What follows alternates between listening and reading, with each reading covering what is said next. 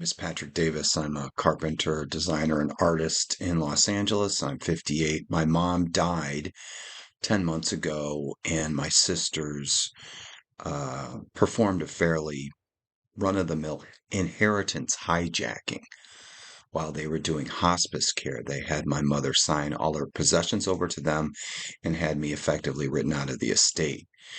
My quick addition, the trust, which I received 13 weeks after my mom died, which was completely finished by May 20th of last year, featured this very childish crossout, which my sisters and their lawyer probably did after my mom died, because my sisters told me I couldn't return to Cape Cod to start asking questions, obviously. Sister took a personal protection order against me in Michigan, like a domestic violence protection order, which does not allow me to talk about her on Facebook. I had to respond to the hearing, and her attorney, the woman who engineered the inheritance heist, I got to cross examine because they brought up the estate.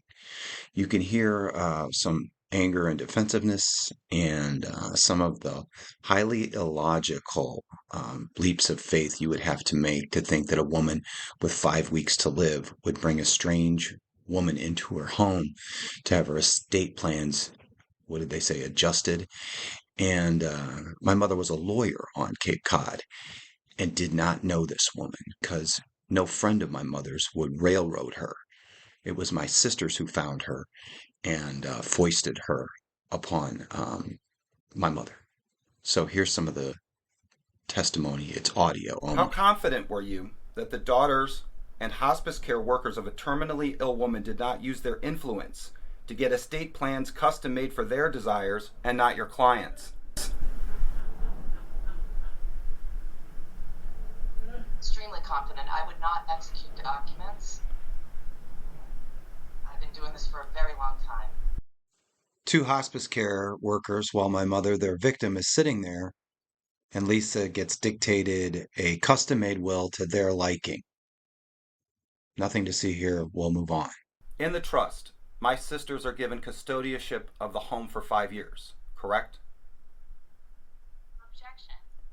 What's your objection? My objection is that the terms of the estate. Lisa pretends she doesn't understand the question. My sister objects, and basically, my sisters own the home for 5 years and can borrow against it until I have to take them to court to get my share, which could be completely liquidated. It was a fancy way of screwing me out of $333,000. You took an adversarial relationship with me and represented my sisters only. And I had good reason to question that. Did my mother give you instructions to exclude me from the estate planning?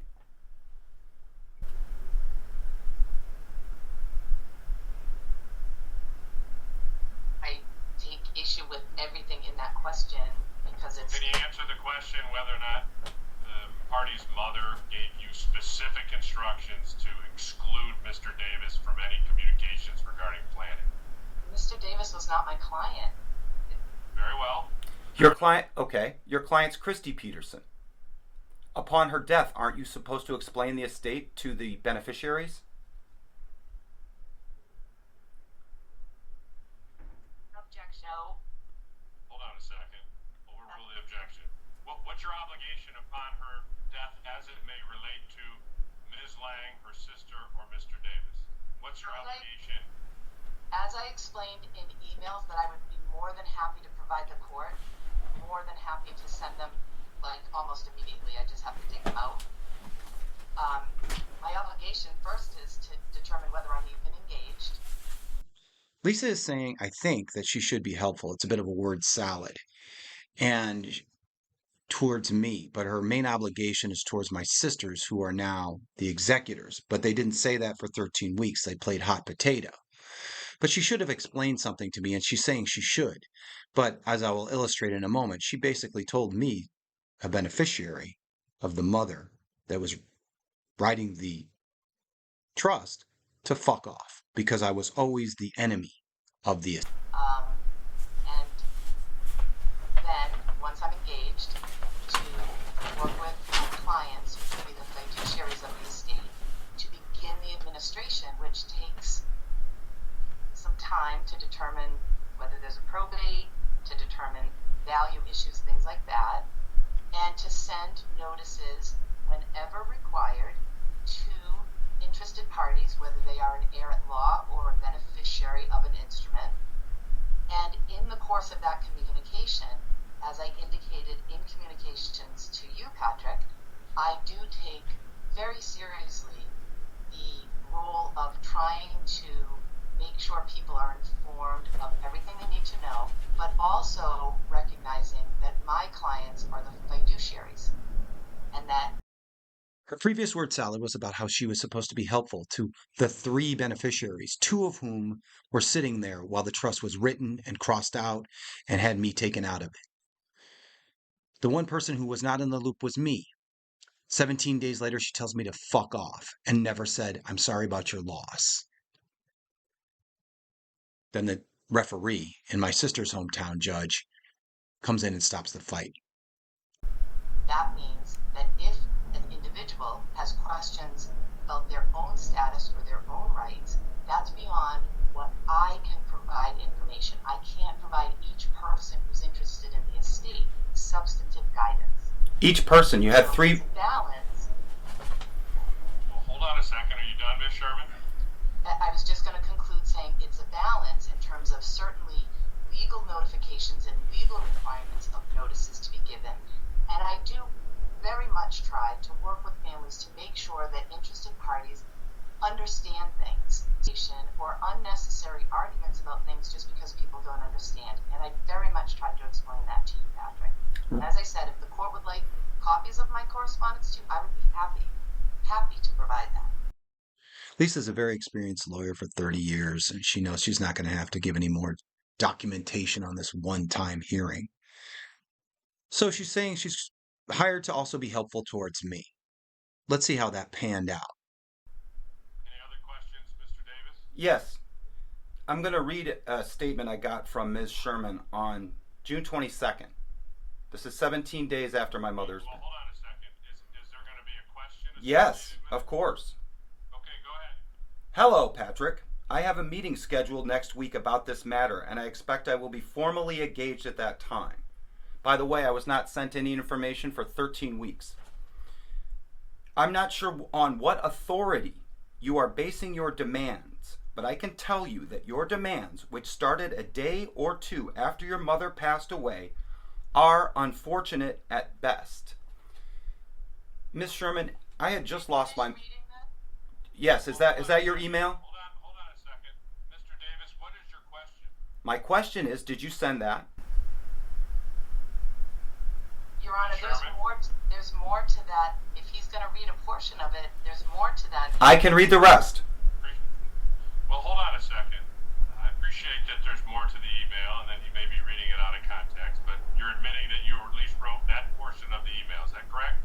That's correct, yes. All right, go ahead. Do you have another question? Yes. Mr. Davis? Yes. You've been doing estate planning for 19 years. You never said, "My condolences, I'm sorry about your mother's passing." Is that correct? I'm going to find that to be irrelevant. We're moving down a path whether or not this particular witness expressed condolences. Well, my sister's hometown ref and the court she works at stopped the fight. And next up is my sister's testimony. You're going to hear how they campaigned for me to get a greater share of the inheritance out of the goodness of their hearts. Stay tuned. Zoom to Zoom. So you got to keep that voice up. Okay, sorry. I was contacted by friends of Christy Peterson. One of them is a former colleague of mine who's a judge now, and they indicated that Christy was ill, very ill, and was asking them to assist her in finding someone who could help update her estate plan. My mother was an attorney on Cape Cod for 35 years. Sherman's office is 7 miles from her. She didn't need a referral to find another attorney. I talked to several attorneys who knew my mom and were also in the estate business. They needed my sisters needed to find a crooked attorney, and they did. It was maybe, I don't remember the exact timeline, but it was maybe a day or 2 after I got that call that I made arrangements to go meet Christy. And when I met Christy, I met her two daughters who were staying with her at the time. I believe they were staying there. I'm not even certain actually, but I think they were staying with her at the time because she was very ill. You seem to have a low opinion of me. Why would you campaign to get me? I'm sorry, let me start again. In a phone call, you said that mom was going to leave me a small inheritance, and you campaigned to make it much larger, 15 times the size that she was going to leave me. If you have a low opinion of me, why would you do that? I didn't think it was fair.